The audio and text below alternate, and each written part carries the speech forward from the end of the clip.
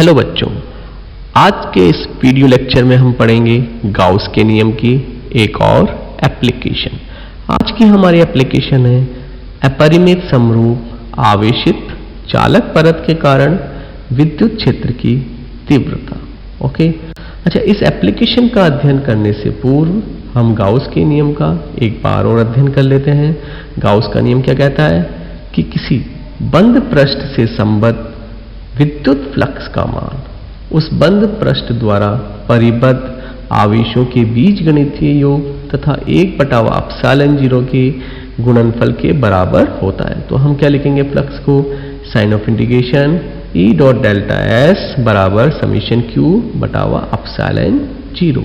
Okay, अब हम क्या करते हैं, हमारी एप्लीकेशन में आते हैं। हमारी एप्लीकेशन क्या है, हमारे पास एक अनंत आवेशित चालक पृष्ठ है। ओके, और ये जो ABCD दर्शाया गया है उस चालक पृष्ठ का एक भाग है। अच्छा, हम क्या जानते हैं कि जब भी हम किसी चालक वस्तु को आवेश देते हैं तो वो संपूर्ण आवेश उसकी पृष्ठ पर वितरित हो जाता है और अंदर आवेश का मान 0 होता है और साथ ही विद्युत क्षेत्र का मान भी 0 होता है। हमको ये बात ध्यान में रखनी है। अच्छा, हमारा उद्देश्य क्या है, विद्युत क्षेत्र की तीव्रता ज्ञात करना। इससे पूर्व हम क्या करेंगे, विद्युत क्षेत्र की दिशा ज्ञात करना चाहेंगे। मान लेते हैं हमारे पास यहाँ पर पृष्ठ आवेश घनत्व कितना है, सिग्मा है। कितना है, सिग्मा है। और ये बिंदु P है जहाँ पर हम विद्युत क्षेत्र की तीव्रता ज्ञात करना चाहते हैं। तो हम क्या करेंगे, इस बिंदु P से पृष्ठ पर एक लंब डालेंगे। लंब क्या होगा, PO। ओके, अच्छा, उसकी लंबाई कितनी होगी, R। लंब की लंबाई कितनी है, R। अब हम क्या करते हैं कि बिंदु O से समान दूरी पर दो क्षेत्रफल अल्पांश A1 व A2 लेते हैं, जिनका क्षेत्रफल कितना ले लेते हैं हम, DS। कितना ले लेते हैं, DS। अच्छा, पृष्ठ आवेश घनत्व कितना है, सिग्मा। पृष्ठ आवेश घनत्व का मान मतलब सिग्मा है। इसका मतलब क्या हुआ कि एकांक क्षेत्रफल पर आवेश कितना है, सिग्मा। और हमारे पास ये अल्पांश क्षेत्रफल है, उसका क्षेत्रफल कितना है, DS। तो इन अल्पांश क्षेत्रफलों पर आवेश का मान कितना हो जाएगा, सिग्मा इंटू DS। दोनों अल्पांश क्षेत्रफल A1 व A2 पर आवेश का मान कितना हो जाएगा, सिग्मा इंटू DS। अब हम क्या करते हैं, अल्पांश क्षेत्रफल A1 की बात करते हैं। मान लेते हैं अल्पांश क्षेत्रफल A1 के कारण बिंदु P पर विद्युत क्षेत्र की तीव्रता का मान कितना है, E1। और दिशा कौन सी होगी, जाहिर है बिंदु A1 और P को मिलाने वाली रेखा के अनुदिश बाहर की तरफ। बाहर की तरफ क्यों, क्योंकि पृष्ठ हमने कैसा लिया है, धन आवेशित लिया है। इसी तरह हम बात करते हैं अल्पांश A2 की। अच्छा, अल्पांश A2 के कारण बिंदु P पर विद्युत क्षेत्र का मान कितना माना है अपने, E2। और दिशा कौन सी होगी, वही A2 व P को मिलाने वाली रेखा के अनुदिश बाहर की ओर। बाहर की ओर क्यों, वही रीजन धनात्मक आवेश है। ओके, अच्छा, यहाँ पर हम क्या देख रहे हैं कि जो दूरी A1P है और A2P है दोनों बराबर है। ओके, अच्छा, दोनों अल्पांशों पर आवेश सिग्मा DS बराबर है। दोनों अल्पांशों के बिंदु P से दूरी भी बराबर है। तो इसके कारण A1 व A2 के कारण विद्युत क्षेत्र की तीव्रता भी क्या होगी, जाहिर है बराबर होगी। तो हमारे पास यहाँ क्या जाएगा, E1 बराबर E2। ओके, अच्छा, हम ज्यामिति से ये भी ज्ञात कर सकते हैं कि विद्युत क्षेत्र E1 व E2 के द्वारा OP रेखा से बनाया गया कोण समान होगा। और ये अपन कितना मान रहे हैं, थीटा। कितना मान रहे हैं अपन यहाँ पर, थीटा। अब हम क्या करेंगे कि जो विद्युत क्षेत्र E1 और E2 है उनको हम घटकों में वियोजित करेंगे। सर्वप्रथम हम क्या करते हैं कि विद्युत क्षेत्र E1 ले लेते हैं। विद्युत क्षेत्र E1 को घटकों में वियोजित करते हैं। तो यहाँ पर विद्युत क्षेत्र E1 का लंबवत घटक क्या हो जाएगा, E1 साइन थीटा। और इसका समांतर घटक क्या हो जाएगा, E1 कॉस थीटा। ओके, इसी तरह से विद्युत क्षेत्र E2 को भी घटकों में वियोजित कर देते हैं। ओके, लंबवत घटक क्या हो जाएगा, E2 साइन थीटा। और समांतर घटक क्या हो जाएगा, E2 कॉस थीटा। अब हम क्या देख रहे हैं यहाँ पर, देखिए E1 साइन थीटा और E2 साइन थीटा। E1 और E2 दोनों बराबर है और थीटा दोनों के लिए बराबर है। तो ये जो लंबवत घटक है E1 साइन थीटा और E2 साइन थीटा दोनों परिमाण में तो क्या है, बराबर है, परंतु दिशा में विपरीत है। इसके कारण क्या होंगे, दोनों ही निरस्त हो जाएंगे।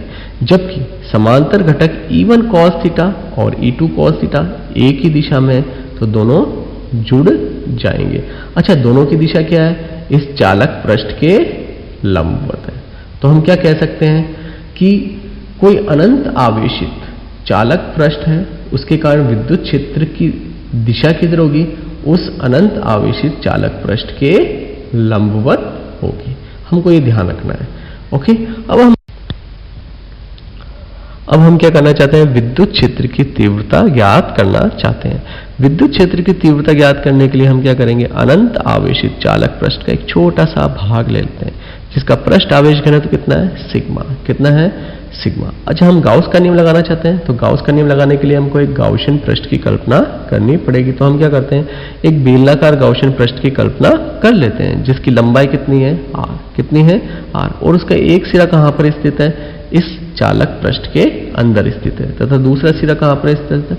बिंदु P पर, जहां पर हमको विद्युत क्षेत्र की तीव्रता ज्ञात करनी है। अच्छा, हमने क्या बताया था अभी कि जो विद्युत क्षेत्र की तीव्रता की दिशा है वो चालक पृष्ठ के लंबवत होती है।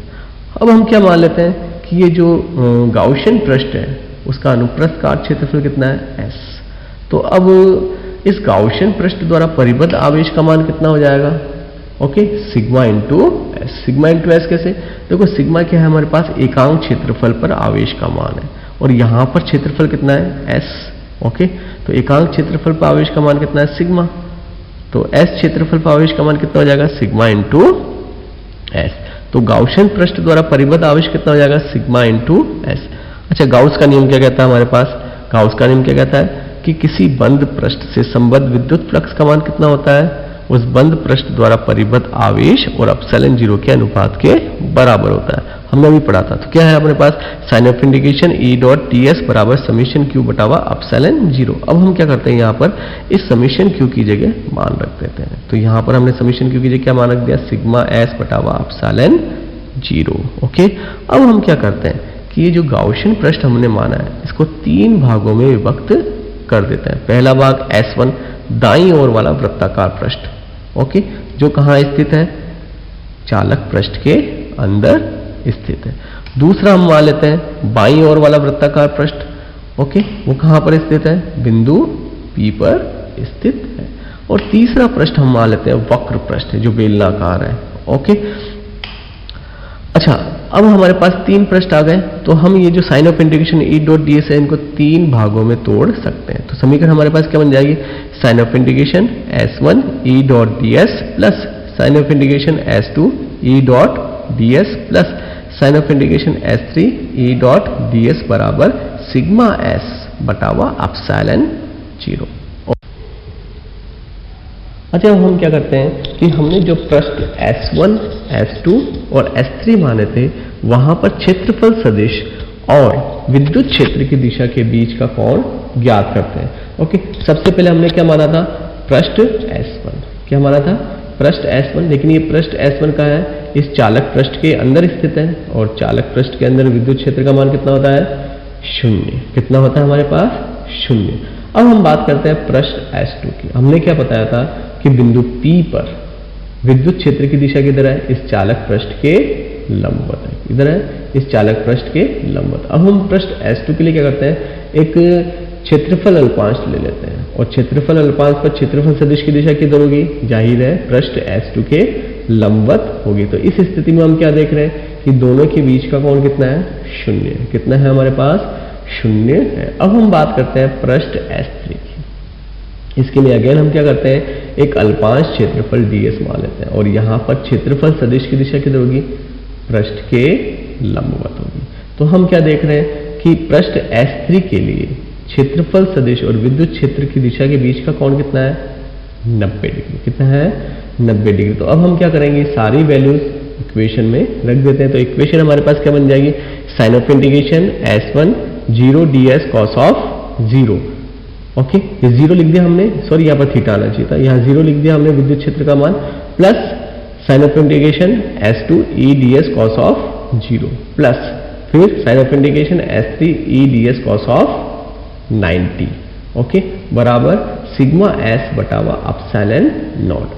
अच्छा देखो, इसमें ये वाला पद 0 हो जाएगा और ये वाला पद भी शून्य हो जाएगा। तो समीकरण हमारे पास क्या बन जाएगी, 0 plus sign of integration S2 E ds plus 0 बराबर सिग्मा S बटावा एप्सिलॉन नॉट। E2 के प्रत्येक बिंदु S2 के प्रत्येक बिंदु पर विद्युत क्षेत्र का मान समान ही है, तो यहाँ पर क्या होगा, विद्युत क्षेत्र का मान नियत होगा, तो ये समाकलन के बाहर आ जाएगा। तो E sign of integration ds बराबर सिग्मा S बटावा एप्सिलॉन 0। ओके, अच्छा यहाँ पर हमारे पास साइन ऑफ इंटीग्रेशन ds कितना है, हमने अनुप्रस्थ काट क्षेत्रफल का मान कितना माना था, S, तो इस पूरे की जगह हम क्या रख सकते हैं, S। तो समीकरण क्या हो जाएगी, ES बराबर सिग्मा S बटावा एप्सिलॉन 0।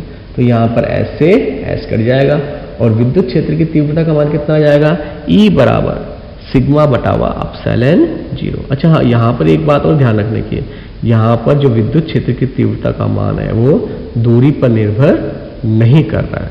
तो यदि हम विद्युत क्षेत्र की तीव्रता और दूरी के लिए ग्राफ प्लॉट करें तो हमको एक सीधी रेखा में मिलेगा, और वो सीधी रेखा कहाँ होगी, दूरी अक्ष के समांतर होगी।